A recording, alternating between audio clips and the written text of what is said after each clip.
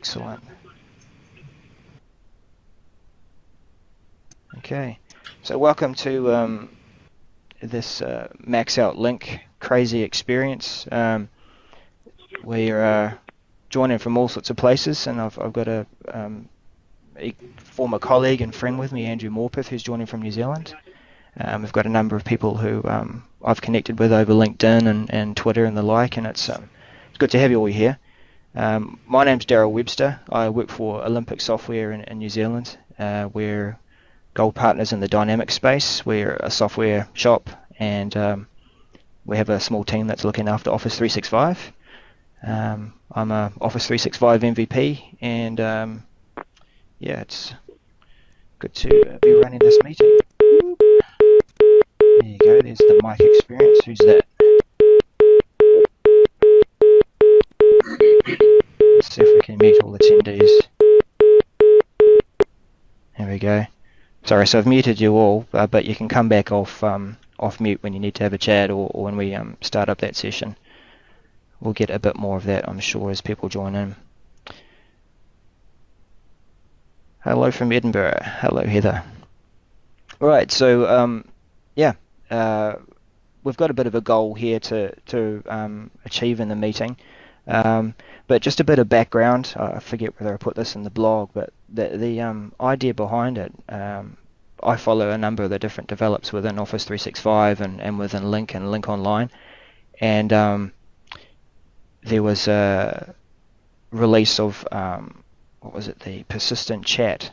That was a feature that it's on Lync on-prem but not Lync Online for various reasons. I'm not sure what, but I had this vision of being able to run a persistent chat.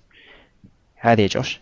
And being able to have people come in and just ask their questions, and just being able to have a sort of a freestyle meeting. But we weren't able to do that. So me thinking a bit bigger, what could we do with a Lync Online meeting? Can we max it out? Can we test these limits that the service description has of 250 attendees, and what other things can we do within that sort of push the limits? So I know we haven't got the 250 attendees that we're after. We might try this again at another date. Okay, so that's it. But there's another background reason for doing this. There is an idea we're thinking of doing as Office 365 MVPs is running a Linkathon. So it's going to be something like a 24-hour sort of series of presentations, not quite a conference, but having an angle of being able to just ask questions and being more interactive than a traditional conference with slides and demos. So that's kind of where this idea and this test sort of was born. So today we're going to be looking at turning all our video on and seeing if we can run a large video chat, see how many people we can get going there. The presentation, we're just going to be using OneNote rather than slides, but later on we'll be sharing the OneNote notebook, and we'll just have a couple of Q&A and a bit of polls. So I don't know if you all had a look at the questions and whether you had some questions that you wanted to add to, but yeah, we'll get to that. So yeah, just going over some of those questions, we're looking to try and find out what people's experiences of a Lync Online meeting. Let me just bring up our chat in another window. There we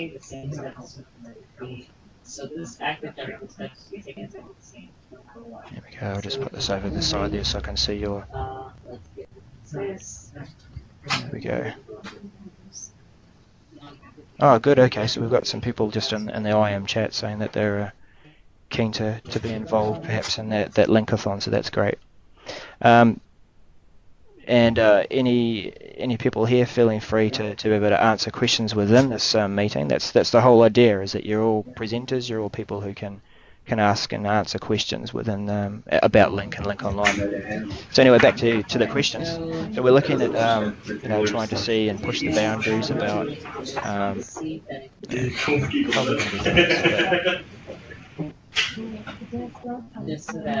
see if I can mute the audience again.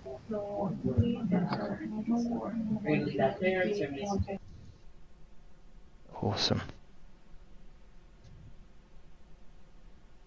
Okay.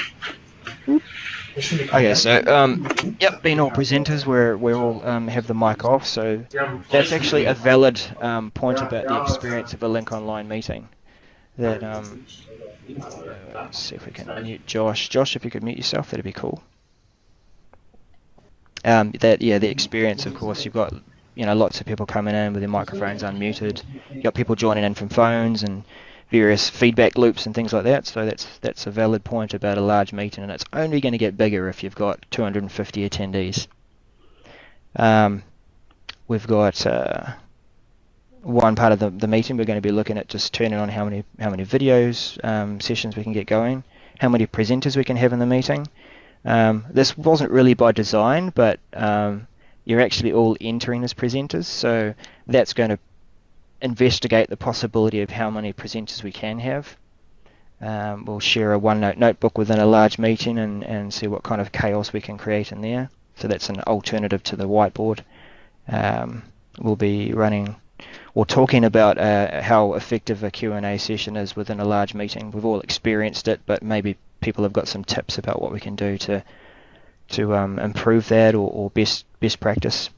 And then, of course, there's a discussion about who has joined and what they've joined from, what devices, and what's the experience for joining from the different platforms, browsers, apps, etc.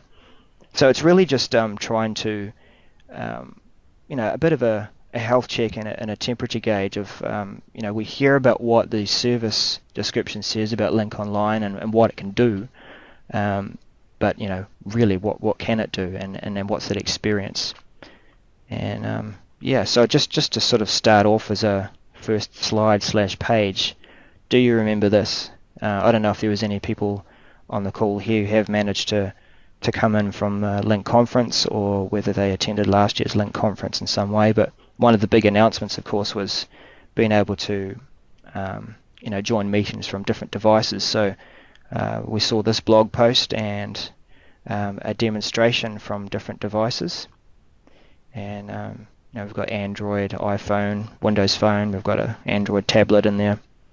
So if you remember that's effectively one of the things that we're trying to test today.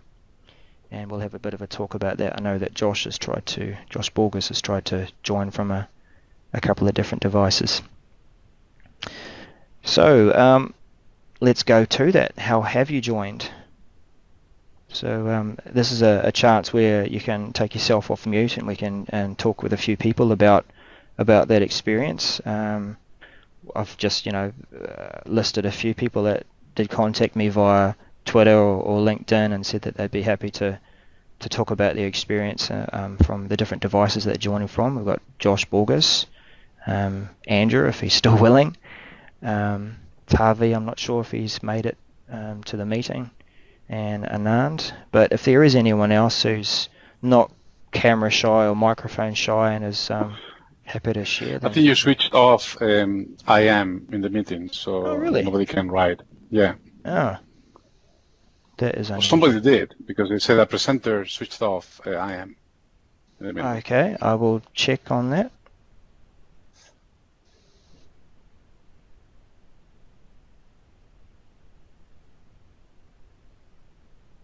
Yeah.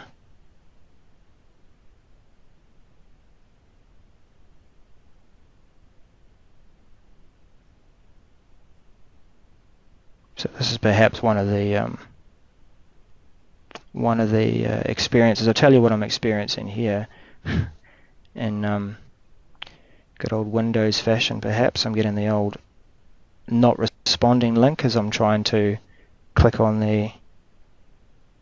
Let's see if we can hit in a chat there.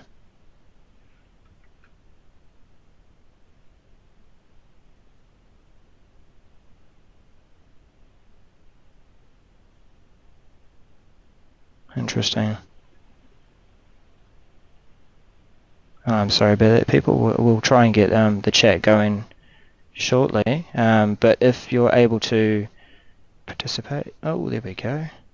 A presenter has turned off IM meeting. Well, guess what? You're all presenters, so someone's done it. What's that trying to load Well, there? whoever did it, he knows how to turn that on again, I Yeah, guess. absolutely. And perhaps I you're... don't find a way to do it. Yeah, it's usually under It's back the... on. Is It's it? back on now. Excellent. Okay, good. See, this is a trust exercise too, people. Everyone that's joined and they are presenters, you can play a bit, but you're also affecting the meeting. So we'll just see how that goes. Has everyone still seen my screen? Feel free to come off mic and talk if Yes, you're... I see the Great. screen, yeah. That's great. Thank you. Okay, Yep, so... see your screen. Okay. So perhaps we'll start with Josh, if Josh is able to tell us some of the devices he's joining from. You there, Josh?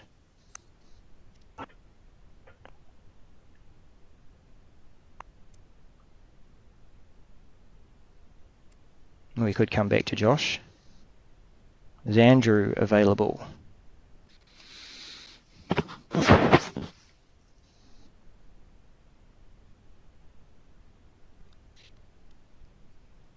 All these distractions. Okay, so was it Fernando that was talking before? Yes, it was me, Fernando. Okay, so Fernando, whereabouts are you joining from? I'm in Spain, southeast Spain, Okay, and I'm connecting through the client, the Link 2013 client application. right. Yeah, so that's a familiar experience for those who have Link. Yeah, How's it? we use Link extensively internally in the company. So Right. we use the client application all the time. Okay. How are you experiencing this meeting? I mean, you've seen that IM's sort of turned off, but are you finding the client is responsive or non-responsive? Is it sort of throwing you the little Well, blue donut occasionally? I see lots of errors in some of the messages I post. So it come back saying we couldn't send this message to some participants because of multiple delivery errors. And also this message may not have been sent to some participants because they server timeout. Right. It looks like it arrived to some participants anyway. So I don't know if that's a problem with the server or some problem with some of the participants. I'm not sure. Yeah. Yep. Yeah, you do get that occasionally, that people joining may leave a bit of a footprint, and then they leave or they drop off in the meeting, and then this message that's going out to all the participants doesn't quite make it, so you get that error come back. Hi, The sound Sean. quality is quite good. Sorry, Sean. Hi. I see your message here about Q&A. Turn on Q&A. It automatically turns off. Yeah, Daryl, I've noticed that when you turn on the Q&A, it automatically turns off the IM functionality. Yeah, that's. You've got to go turn it back on. When I've done the 365 IUG meetings, I always had to. When I turn it on, I have to turn on the Q&A. You have to go de-enable the IM. Yep, that's true. Hey, that I think you probably saw my conversation on another forum or something that the Q&A feature is not quite available in my tenant for some reason, so I've got to get that repaired. But I do hear that it is working for some people at Link Online. So, yeah. Hi, Andrew. Yeah, I haven't tried with. Sorry, Andrew. I can't hear you, but if you can just see if you can get your mic going, that'd be good. Sorry, what was that, Sean? Well, I was going to say, I've always used our on-premise. I haven't tried. I keep forgetting to try out to see if Q&A's on my tenant. But the other thing, it may just be me, but I'm not able to connect to your presentation stuff. I just keep the server connectivity issue. Okay. Yeah. Is there anyone else that's unable to see the presentation? Yeah, I can't see the presentation either. Some presenting features are unavailable Hey, Daryl, due can to you hear me server now? connectivity. Right. I got the error at the beginning when I first connected, but then I see the presentation quite well. Okay. And the message went away. So yeah, we are getting a bit of an idea about the experience of the running a Link Online meeting, and this is 34 participants, so we are experiencing technical difficulties already, but that may also be due to what I'm running it on and how I'm running it. I'm not using the flashless laptop, though that shouldn't be a problem. What It's I'm 5 o'clock in seeing. the morning in New Zealand, remember that. Oh well, that's it too. It could be that our bandwidth is yeah, still waking up and needs a coffee. That's right. Yeah, exactly. I've just had a coffee and I've unmuted my mic. That was one of the problems. You know, you should know better. You work. Never mind. I won't go any further with that one. Way too early, eh? Way too early. But hey, I was trying to connect. I first connected from my laptop, no problems at all, and then I tried from my mobile phone, and I didn't have Wi-Fi on, and I got a call back from the server. Answered that. That was no problem, and I had audio there. Obviously, no meeting contact, and then I turned the Wi-Fi on, and I've got full meeting experience on my phone, and it's quite cool, really. Great. Yeah. Okay. Well, just tell us a bit more about that, because it was one of the features that was talked about a year ago when they released the Lync client, and I think that seeing more of these phablet devices and phone/tablet devices coming out with the bigger screens, that's going to be a far better experience. What's the phone that you're joining from, Andrew? I'm on a Nokia Lumia 925, and it's actually surprisingly good. Believe it or not, I haven't played too much with this feature. I probably should have. Yep. But I haven't. But it is actually really good, and I can just swipe across from the left to the right to move between meeting content and your face and IM. Right. So that sounds consistent with the Windows 8 app that I've played a bit with on the Surface RT. Having to swipe between the different modes of being able to see the presenter or the shared desktop or the IM chat and list of participants. So yeah, that sounds like it's the same experience on a Windows phone. Is that what you see too, Josh? Joshua Borges is joined from a Windows phone and a couple of devices. Josh may or may not be able to speak with us occasionally because he's joining from work, but that's okay. Yeah, thanks for letting us know about that, Andrew. Is anyone joined from an iPhone or an Android device? Hi, this is Ken. Can you hear me? Yeah. Ken. Yep, I'm in Connecticut in the United States, and I'm on a Samsung Note, which is a Samsung Galaxy Note. Yep. And I'm also on my laptop. So the phone, it's great sound. Video's a little staggered, but as people talk, their video comes on. So the phone, as far as conversation, is very usable. I can't seem to get the presentation on the phone. Right. Don't know if that's me or it's just not available. Yeah. But I have both. I'm talking on my phone right now. You're hearing me through the phone. Yep. And I see the video and the presentation. Everything seems fine. I don't have a camera on the current laptop I'm on now, which is why I tried the phone.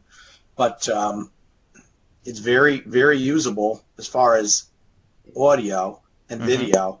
No presentation, but in the computer I'm on just an old Dell Latitude, and if I had a camera, I think it would be fine. I have everything's available: audio, video, chat, everything at will. Oh, that's good. So you're joining from a couple of devices. I am. Yeah, that's good. Okay. I've just tried to reshare my screen, so just to maybe effectively reboot the presentation. Has that helped anyone else's experience? How did that whiteboard get back there? It's back. Yes, it did. Now I can see your the poll you have going right now, so that did help me. And are you seeing? Okay, you're seeing the poll. You're seeing presentation. But, as far as I know, in mobile devices, which includes also Surface RT, you cannot see all the presentation than PowerPoints. So right. you're sharing your desktop, you cannot see it in those mobile devices, as far as I can see. Okay, so I wasn't aware of that. So it's more for when you upload a PowerPoint. That Exactly. You can flick through. Yeah. Okay. So I think that was the latest update they deployed about 2 weeks ago, something like this. Okay. That was one of the improvements of that deployment. Right. I'm connecting through the Windows 8 as well, Lumia 1020. Okay. Yeah, and I don't know if you also see within the presentation, so we've got a poll there, and somehow Q&A has appeared. That's a feature I couldn't get going before, so I don't know whether that's due to someone else who's been able to trigger it off. But yeah, we'll get back to that. So we've got a couple of people connecting from multiple devices. See that David Parker there, you see in his IM, he's connected via Lumia 920. Okay, and yeah, we do get that experience sometimes where people are unable to see the desktop, unable to see presentations. If you've been along to any of those Microsoft Ignite webinars, they all get that same kind of question too. That you know, how can I rejoin? I can't see the screen, so you just have to rejoin the meeting. So you know, that's not great to have that kind of experience, but it is a way to get back to seeing the meeting content, effectively rebooting the meeting for yourself. So I think how we got to seeing this poll was that Pablo had shared it. So if I can just get back to sharing the desktop. Okay, I have to take over as presenter. So this is part of the fun of having multiple presenters. You know, the way that I'd set up the meeting is that everyone's a presenter when they come in, and that's a good collaborative experience, particularly within your own workspace, that you can you know, start up a meeting and all just pitch in and take control. So that's something that we were going to do a bit later on, but we're experiencing it live. Okay. I had the same experience. Someone was commenting there. As soon as I try to connect through the Lumia 1020, it disconnects me from the desktop, and the other way around as well. Yeah, I noticed that as well. I can only connect to one of them. Yeah. Now, I expect that to happen if you're logging in with the same ID. So if you've got an Office 365 ID or your workplace has Lync and you're signing in with the same SIP address, I expect that it's going to be swapping between devices. So I think that if you log in as a guest from you know, from the different device and do that, then that perhaps might help. This is Ken again. Hey Ken. Who's logged in on the Galaxy and my laptop, and I'm fine. I'm using an Office 365 account, same login and password on both, and they're both active. Right. Okay. Well, that answers that question. So we are getting different experiences across different devices, and we're seeing what's possible, but yeah, the experience of being able to connect isn't always good. Yeah, like when I join from my phone, if I switch between, I get you've been disconnected because you've been joined from another client on the PC. Right. And I'm still getting the instant messaging. I'm just not getting the actual live content. Right. Yeah. I'm logged in as a guest on my phone and then through the 365 app on my PC, and both are running. One is a little bit slower than the other, but it's working fine. I can see everything. I can't see the presentation. I can see the IM and I can hear everything. Okay. I've got something else, Daryl. Yes. Tavi here. I'm not sure if you can see what's on my screen. It's like old way of taking screenshots. Yeah, let me just do something cool. I have that too. Saw. If I change over to speaker view, we can. Oops, a little slow and non-responsive. While we were playing a bit before the meeting started, there is a feature there of being able to make a spotlight of an attendee and their video. Maybe I need to shut down a few things here.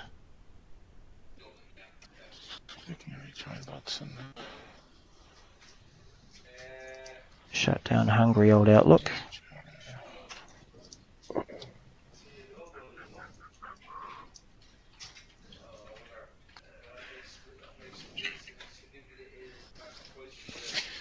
Okay.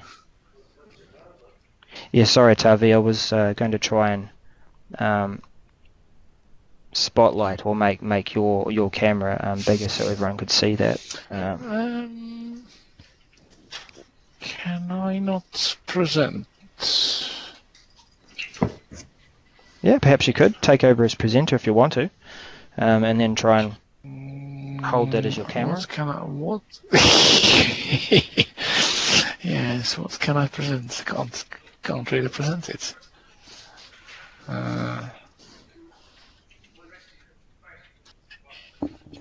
Yeah, my Lumia phone 920 is saying printing service didn't respond. Please wait and try again. Right. Then when I tap on rejoin, then you were disconnected from the meeting. But that might be the same reason that rejoined from Windows 8.1 desktop and this phone. Okay, there's that lock spotlight. Let's see how that goes.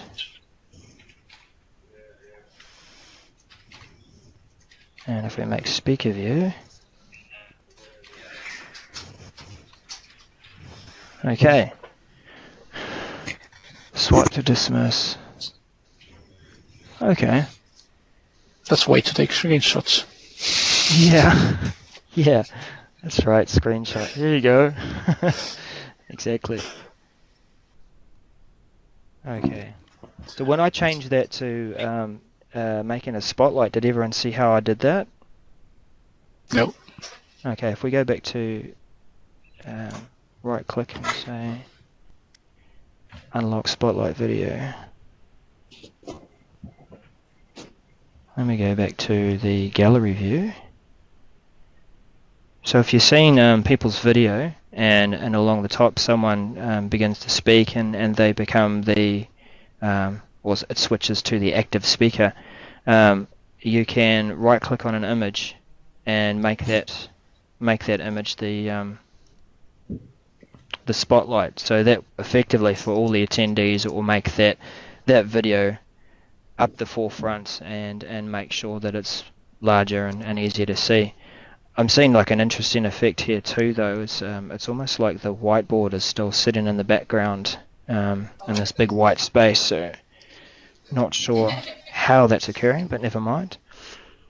So yeah, we've got a bit of an idea of the different devices that people are joining from. Is anyone joining from a browser?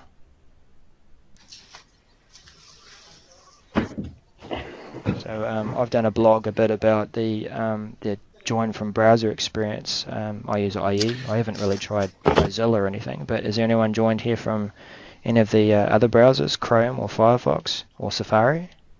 I tried from Firefox, but I couldn't see my video feed, and then I discovered the small cog button for options where you can actually change your audio and video devices. Right. That seems to be, we're all ingrained to seeing the different error messages and pop-ups that come up, and we do tend to ignore some that do come up that we should be responding to. That's what I found even with IE, that people who join from a browser as a guest will sometimes miss the prompt that's offering to. See if we can mute that in audience. It seems to the pop-up that we need to download part of the add-in or the snap-in to be able to run video, run audio. So you see sometimes in these meetings people join in, they go, I can't hear anything, I can see the presentation, I can chat, but I can't hear you, and I can't flick on my video. Just see there in the IM chat there that Jean has joined from my iPad using Safari, and Lee using Firefox browser with Lync desktop. Now installing the concurrent Lync web app. Great. So it does work. They wouldn't say that it works if it doesn't, but we are seeing an experience where people do try and join, and they're getting various messages of you can't join and you've been disconnected from the meeting. Andrew's jumped in on Chrome. So those of you who've joined from the different browsers, if you've got your mic active, would you mind coming off mute and perhaps telling us a bit about that experience? Yeah, hi, this is Thomas. Hi, Thomas. I joined from Internet Explorer and Lync web app. It's working okay, I guess. I saw the presentation in the beginning, but then as soon as you kicked out or restarted the presentation, I got a message to rejoin on the Internet Explorer Lync web app, and I was not able to rejoin the meeting. Right. So I can see the video and Q&A, but no content. Right. Then I joined using tablet and the Lync Windows 8 app there. Okay. And halfway through the call, I got kicked out, saying the call has ended, which is quite interesting. Yeah. Oh, so we've seen a number of different effects, and we can see for some people it's working, for others it's not. But I can see that it does work in the browser. Though, yeah, there's a number of different things going on here, isn't there? Like I've had to reshare my desktop, and that's given people a different experience at the same time. So is there anyone else that's joined from other browsers that are able to come off mute and tell us about it?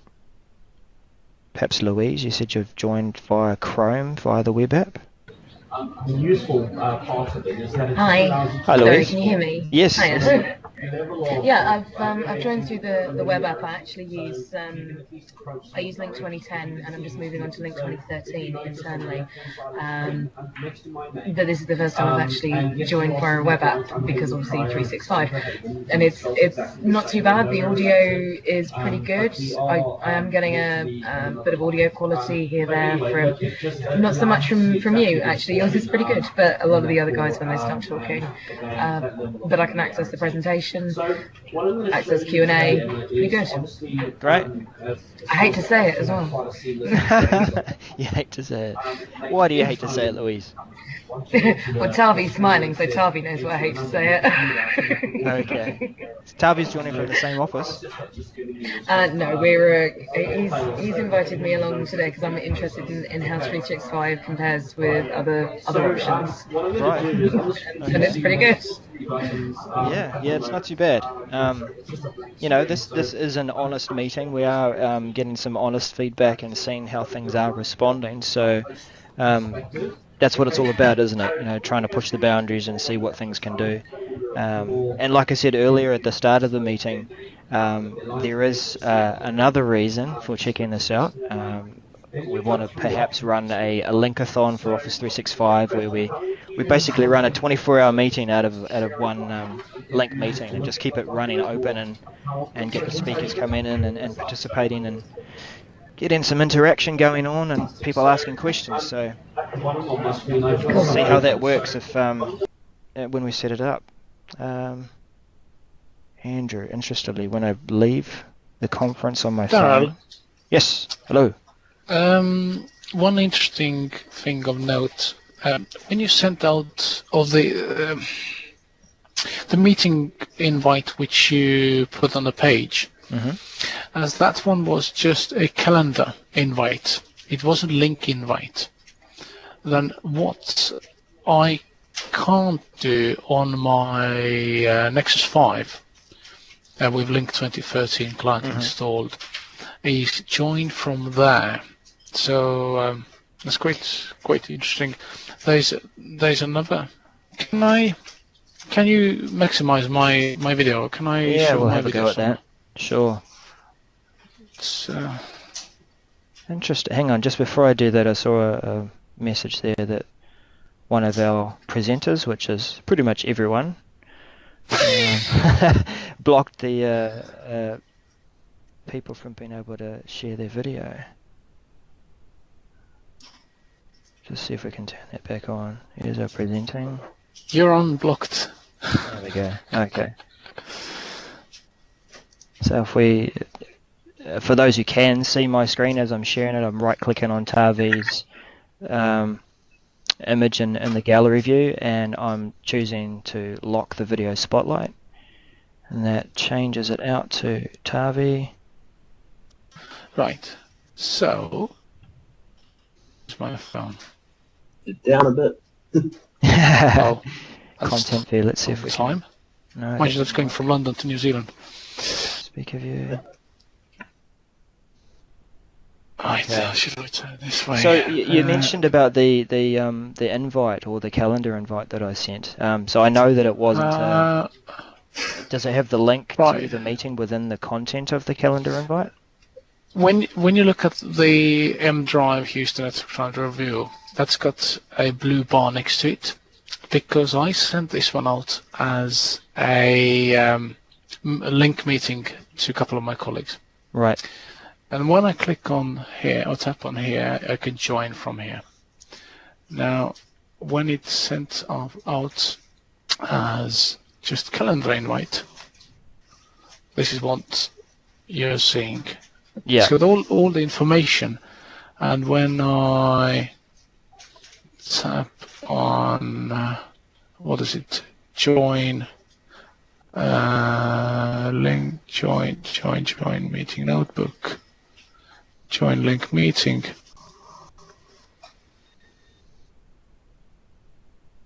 Just connecting. You successfully joined the meeting, but nothing happened. So it's not it's not launching the app that's on your phone. No, well, it says don't have app installed now, but it's installed. So it seems to be something where Microsoft has got its knickers in a twist a little bit when it comes to logic. Yeah, perhaps. What I have seen sometimes is even with different applications altogether, but there's an association between an application and when you launch it from a browser. So the browser will have settings in there that say if I click on a link that has the words SIP at the beginning of it, then launch the link program. I've associated the link program with that type of link. And perhaps that's what might have occurred on your Android device, or could have happened to any device, I guess. That might be the case. Possibly. Yeah. Possibly. It would be quite interesting to see what the iPhones or any iOS devices are doing, whether they have got the similar problems, or they're seeing something of the same. Right.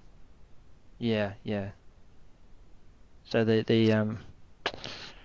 it's one of the reasons why when you do hold a meeting like this, that you do gather a few colleagues around you. They're all co-presenters, and you have people managing the IM content, responding to things, and a couple that might be helping people as they're trying to connect, just giving the usual, please rejoin the meeting, or have you tried this, have you tried that.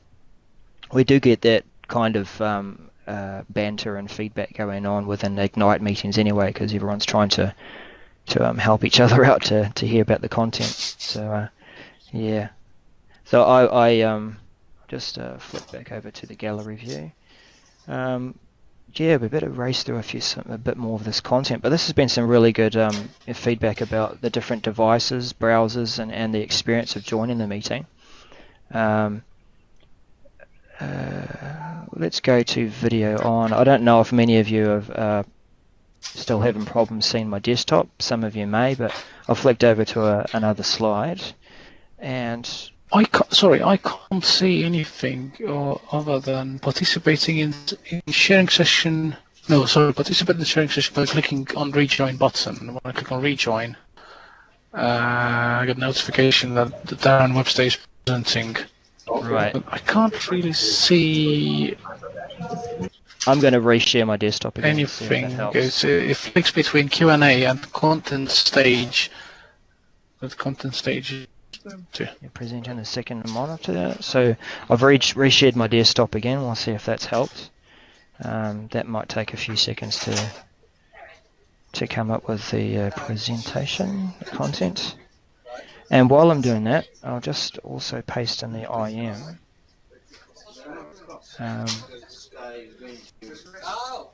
The link to being able to contribute to the shared OneNote notebook. Just a moment. because they have already sent their statement. Yeah. Oh, that was clever.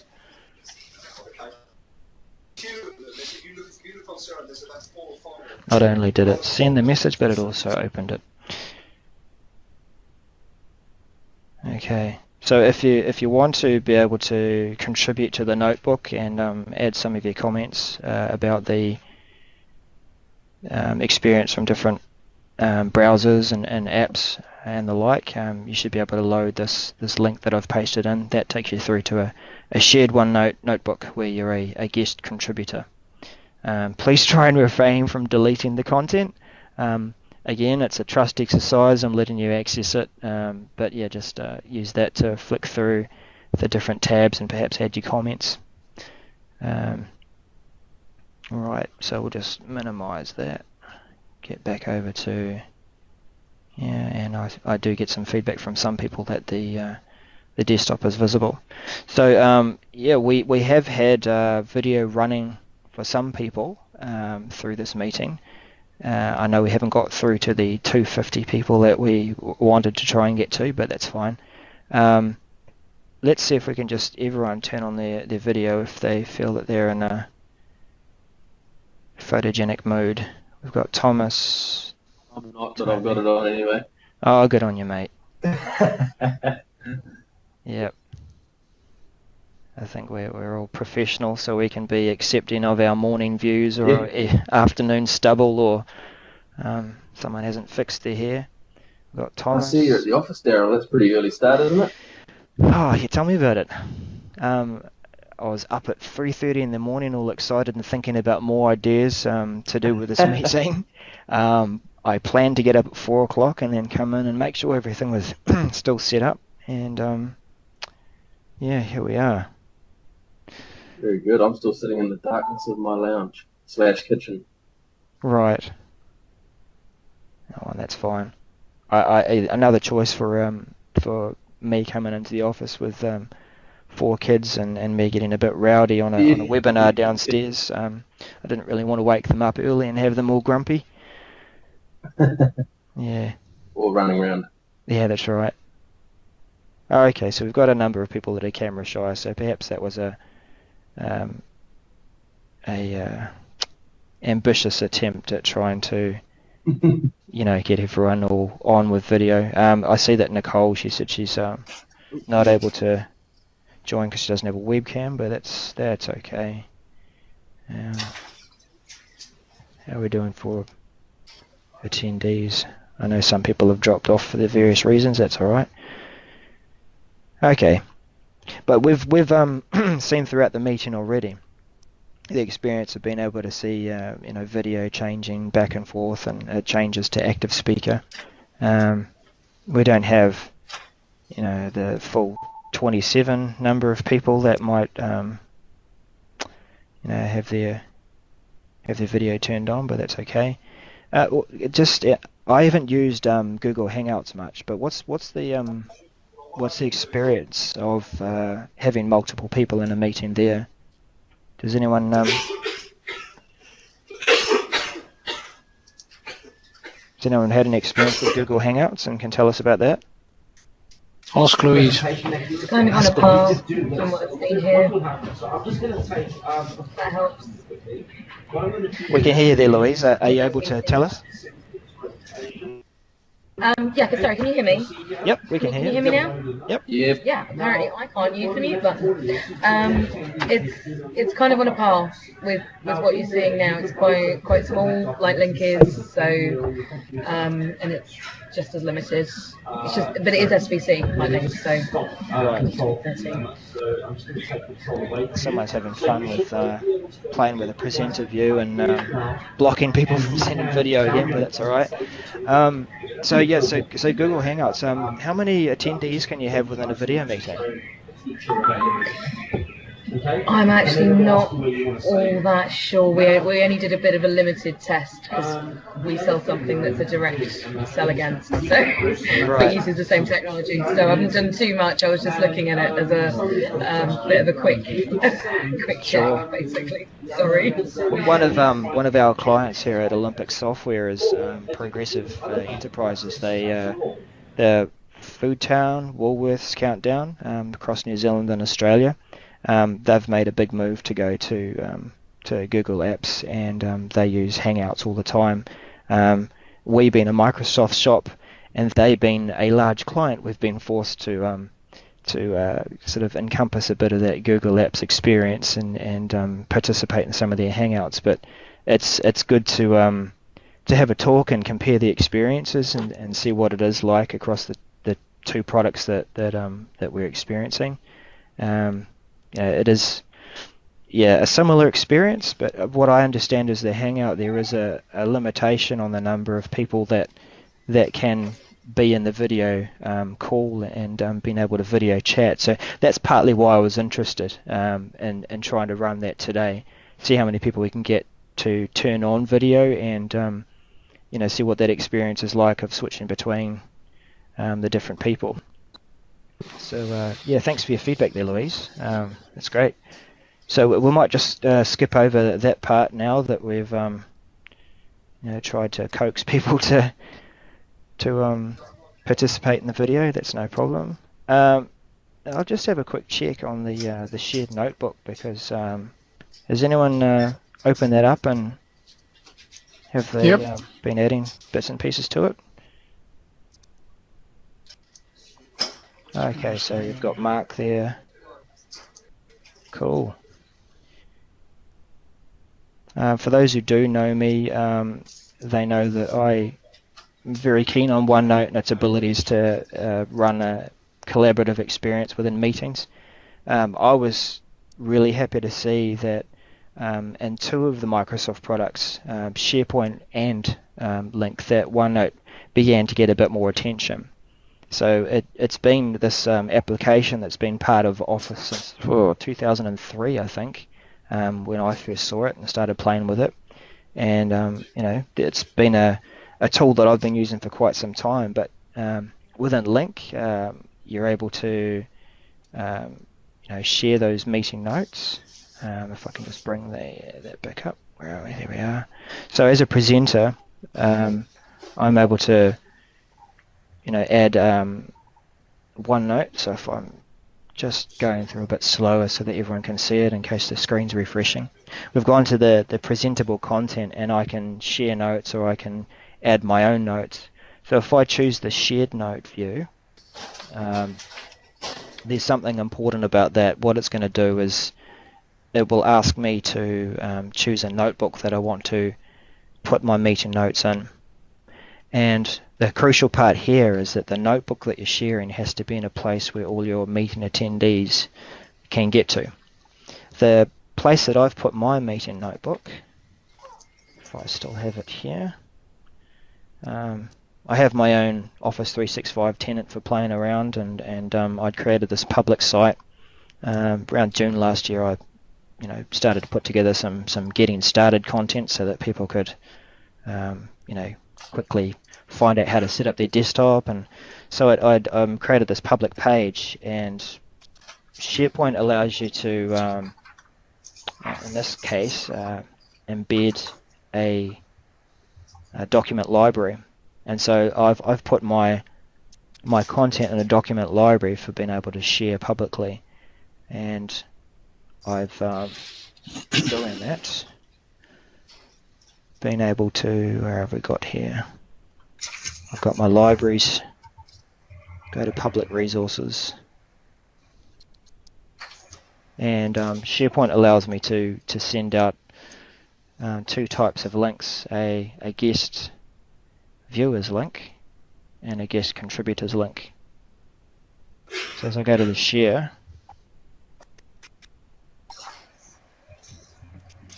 I can go to get a link, and a bit like the SkyDrive experience, I'm able to choose the two different links and share those. So initially you might have seen that on the web page the view only link, and I've shared the edit link with you. So back to sharing that content from within a meeting, that's the crucial point there, is that you have your notebook sitting in a place where you can share it with the rest of the meeting, and then you choose the notebook and the section. We'll see which one this appears in. And that just gives you the standard meeting content page to be able to start adding notes. However, since I'm used to using it, I like to try and set all those sorts of things up earlier. So that's why my pages are a bit more laid out and interactive than just creating some notes. So the idea with that is when you're sharing your meeting notes, that people from within the meeting can see it as available, presentable content. They can go down and like where you're probably seeing on the screen now, there's content that's shared with the meeting. Shared from there, it's meeting notes, and people can go there and quickly get a reference. However, what seems to work better, as you've seen, is just being able to just paste that link into the IM and say, here you go, everyone. Dive on in. Oh, I just seen a message there from Louise back about the attendee limits, 25 in Google Hangouts. Yep, that's cool. Yeah, and you might see there in the gallery view that I've got there that perhaps that may add up to 25 if well, it doesn't look like 25. But if everyone had their video turned on and were presenters, then it's going to swap that active speaker out. So this might be the maximum number of people that will see who are presenting their video, though I expect that everyone who has video turned on and begins to speak will be switched to being the active presenter.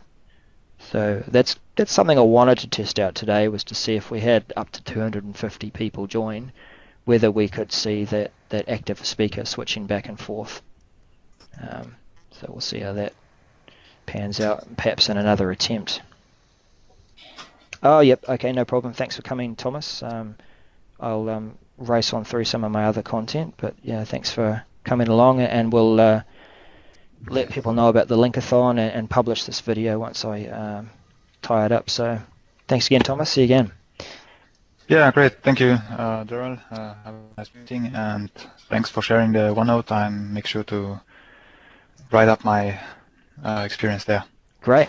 Okay, so I'll yeah, just for you and for the rest of the people in the meeting, I'll leave the guest contributors link on for available and enabled for some time, so that you can add your various feedback. So we just flicked over to some of that feedback. We see that. Great. Bye.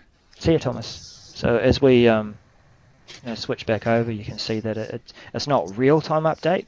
So as Thomas was typing or pasting things in, it doesn't appear there straight away, but there is a synchronizing that goes on.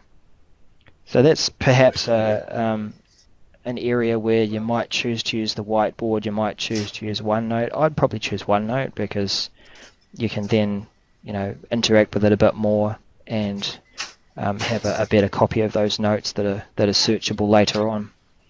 So thanks for adding your notes, Thomas. We've got a contribution there from Mark as well. Cool. That's good. Yep. Right. I'm heading off now. I'll scribble some of my notes together and see the feedback later. Thank you very much, Tavi. We'll hear from you again soon. Just a question there from Toon. Can Lync now record video sessions? Can I store them on an MS server? Yeah, that's an interesting question, Toon. I don't know if you may have come across my content before, but way early on, I'm always trying to check out different ways of thanks Kevin, different ways of using all the tools. What I've done is I've created training videos using Lync. So it's using a combination of the shared desktop and making a recording. So what I do is I'll open up and I'll create a conference call with just myself. I'll share my desktop. I'll then turn on recording, and then I can do all the demonstration as if I was, running a meeting, and make that as a recording. Good thing about Lync 2013 is that it renders that, or it makes that as an MP4 file, and that's a nice common format that you can use perhaps to upload to YouTube, or it's nicely compressed. So yeah, that's pretty good. Okay, well, I'll just race through a couple of these other things because I see people are needing to drop off.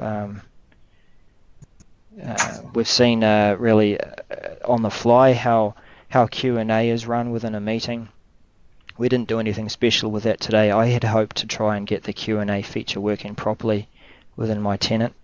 For those who saw it earlier, for some reason it has appeared in my tenant, so maybe Microsoft have caught wind of my presentation and tried to help me out to get it fixed. But the Q&A session feature is quite good. Rather than having necessarily IM and people firing in questions, you can start up a Q&A session, and let's see if it's still available. It's OneNote, blah blah blah, poll. No, it's disappeared.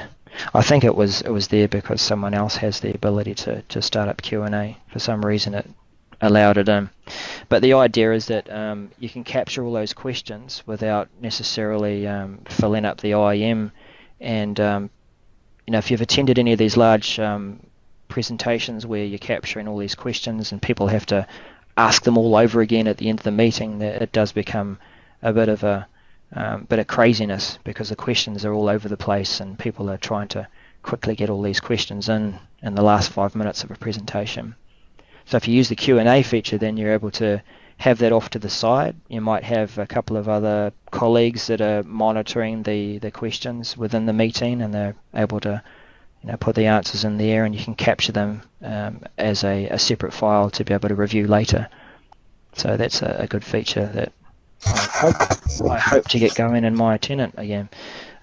Just one last thing that we'll just try out. We've all been given presentation rights as we've come into the meeting, and I'm just looking at doing something of a control freak experiment. So what I'm going to do is my desktop's shared. I'm not sure how many people are able to see the desktop, but what I'm going to do is we've got a list of all the presenters still on, and I'm going to give control automatically.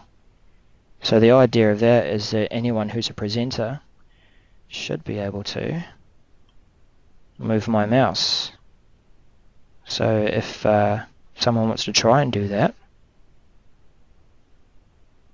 if you're able to see my desktop, are you able to hover over? There we go. Who's that controlling? It's one thing I'd like to be able to see, perhaps as a addition or a new feature in this, is if someone's controlling it, maybe that their initials are beside the pointer, or but someone's managing to move the mouse and do various things. So it's a good feature there if it's probably better to use within a small group or small group of presenters. Thank you, Laura. Thanks for